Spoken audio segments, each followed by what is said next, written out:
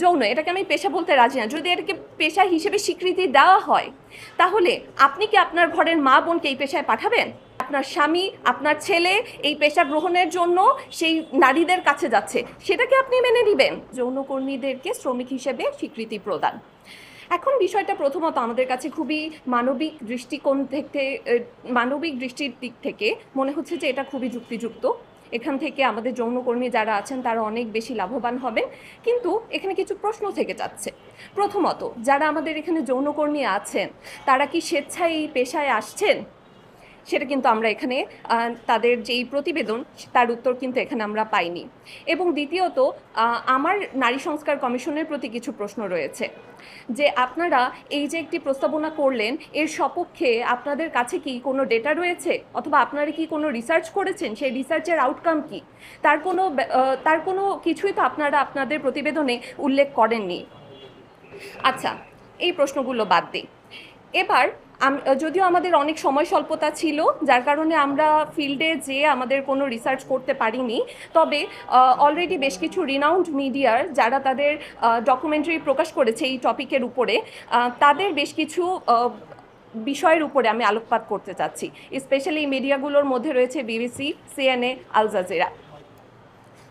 বাংলাদেশের দৌলতদিয়ার দিকে তাকান। দৌলতদিয়ার যে যৌনপল্লী রয়েছে, সেখানে হাজারে হাজারে কর্মী রয়েছে যারা এই যৌন পেশার সাথে সংযুক্ত। এবার তারা এখানে কিভাবে আসছে? বেশিরভাগ প্রতিবেদনই উঠে এসেছে তাদেরকে হয় মানব পাচারের মাধ্যমে এখানে নিয়ে আসা হয়েছে, নয়তো প্রেমিকের মাধ্যমে প্রতারণার শিকার হয়ে তারা এসেছে, নয়তো তাদেরকে চাকরির প্রলোভন দেখিয়ে এই পেশায় নিযুক্ত করা হয়েছে। এবার আমি ধরে নিলাম যে তাদেরকে এখানে এই পেশায় নিযুক্ত হওয়ার পর তাদেরকে একটি সুস্থ এবং স্বাভাবিক জীবন দেয়া হচ্ছে, কিন্তু আদৌ কি দেয়া হচ্ছে? মোটেও না।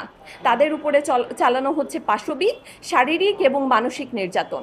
প্রথমত আমরা যদি দেখি, তাদের এখানে যারা কিশোরী যারা আসছেন এবং শিশু বয়সে যারা আসছেন, তাদের গড় বয়স থাকে 14-র কাছাকাছি। এবং এই শিশুদেরকে যাতে খুব দ্রুত এই পেশায় নিযুক্ত করা যায় এবং এই পেশার উপযুক্ত করে নেওয়া যায়, এজন্য তাদের শরীরে দেওয়া হচ্ছে স্টেরয়েড হরমোন, যাতে করে তাদেরকে মোটা তাজা করা যায়। মনে হচ্ছে সে যেন মানুষ নয়, সে যেন এক পশু। গরু মোটা তাজাকরণের এক অভিনব প্রক্রিয়া। এরপরে আমরা যদি তাকাই, তাদের উপরে আরও বিভিন্ন ধরনের শারীরিক নির্যাতনের খোঁজ আমরা পেয়ে থাকি। বিভিন্ন ধরনের ক্লায়েন্টের সামনে তাদেরকে জোরপূর্বক উপস্থাপন করা হয় এবং উপস্থাপনের পরে তাদের উপরে চলে শারীরিক বিভিন্ন ধরনের নির্যাতন। নিজের সম্মতির বিপরীতে যে তাদেরকে এই কাজগুলোতে লেগে থাকতে হচ্ছে, শুধুমাত্র তারা পরিস্থিতির শিকার বলে। কিন্তু এই পরিস্থিতির শিকারকেই আজকে তাদের পেশা হিসেবে তাদের উপরে এক প্রকার চাপিয়ে দেওয়া হচ্ছে। আচ্ছা, এই তো গেল আমাদের দেশের অবস্থা। এবার আমরা বাইরের দেশগুলোর দিকে তাকাই। বাইরে যেই সকল দেশে এই যে এই যৌন যেই পেশা, এটাকে হচ্ছে স্বীকৃতি দেওয়া হয়েছে, স্পেশালি জার্মানি এবং নেদারল্যান্ডে, সেখানে কি অবস্থা? খুব মনে হয় যেন তাদের উন্নতি হয়েছে, মোটেও না। সেখানে এই ধরনের আইনের বৈধতা দেওয়ার পরে দেখা গিয়েছে সেখানে মানব পাচার বেড়ে গিয়েছে, সেখানে নারীর উপর সহিংসতা আগের থেকে বহু গুণে বেড়ে গিয়েছে, এবং অন্যান্য অপরাধ কর্ম তো তার সাথে যুক্ত রয়েছেই। তাহলে এবং তারা এখন দেখা যাচ্ছে যে এই আইনকে বাতিল করার জন্য উঠে পড়ে লেগেছে।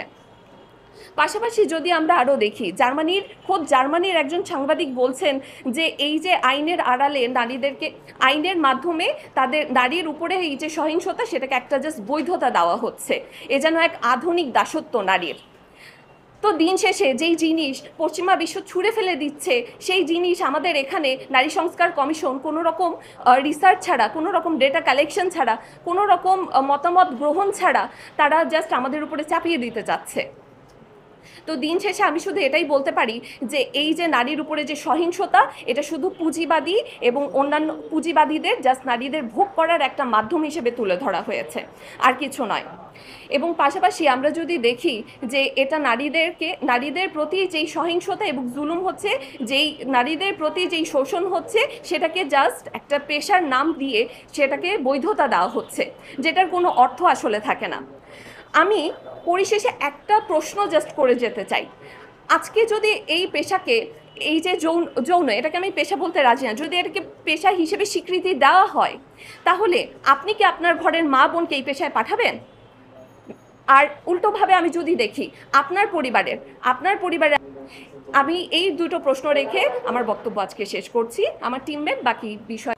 ইসলামে ডিভোর্সের পরে কে কতটুকু সম্পত্তি পাবে সে নিয়ে কোনো সুনির্দিষ্ট নীতিমালা নেই।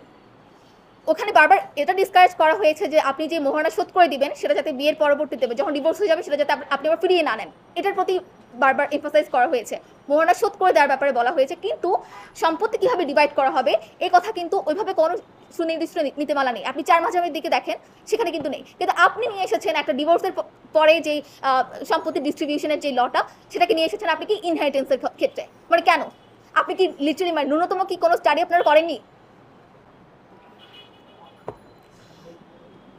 আমি আমার বক্তব্যের শেষ পার্টে বলতে চাই, দেখুন, যে সুপ্রিম পাওয়ার হোল্ডার তার উইজডম নিয়ে আপনি প্রশ্ন তুলতে পারেন না। আপনার যদি নতুন করে প্রস্তাবনা থাকে, আপনি রিসার্চ নিয়ে এসে এখানে ক্যাও সৃষ্টি না করে আপনি সেটা উপস্থাপন করতে পারেন।